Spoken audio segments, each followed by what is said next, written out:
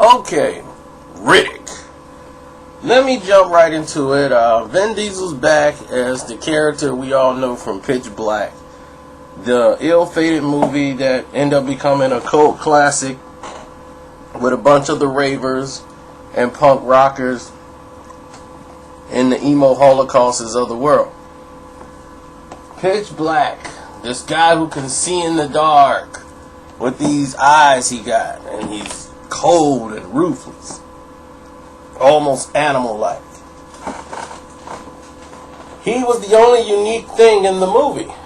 So, because of that fact, he was then transformed into a character that lived and become greater than the film. And then we have the Chronicles of Riddick, which was supposed to be a series of adventures of Riddick. And we see where it carried him. He ended up with the Necromongers and his new society, which he's the ruler of. So going into this film, and they wanted to make bring Riddick back to the screen. They wanted to not go in the direction the other director did when he made Chronicles of Riddick.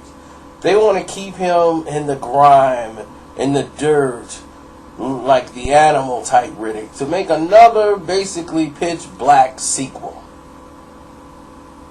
They don't want too much story. More of action and him being the mystical character that's in the shadows. And right away you can tell there's a conflict of direction of writers. Because the story, it's like the story kept retelling itself from the beginning over and over and over again. We're right back at the beginning, and next thing you know, time is elapsing, and by the time the movie starts with Riddick battling these monsters, you get 10-15 minutes of it, then here come the credits.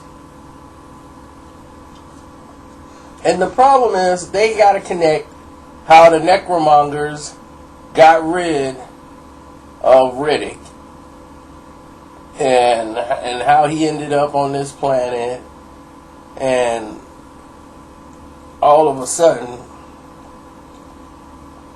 like their way of life and all that stuff, and the Necromongers are gone or whatever. They just had to get rid of that to get him back on base.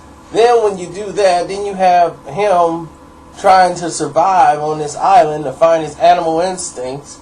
Then when he does that, he wants to return home, so he goes and finds a beacon and shows himself so they can come and pick him up and take him to whatever prison that they want to sell him to.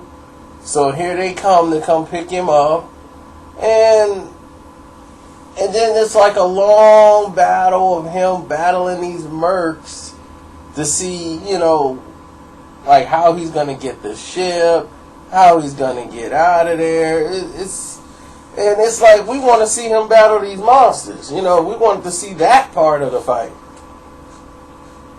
And it was a long setup. And this movie was kind of a disaster. Had some entertaining moments, but this is a whole big cluster. I would give it about 2 stars just for the entertainment value. But other than that, this is all over the place. I'm out.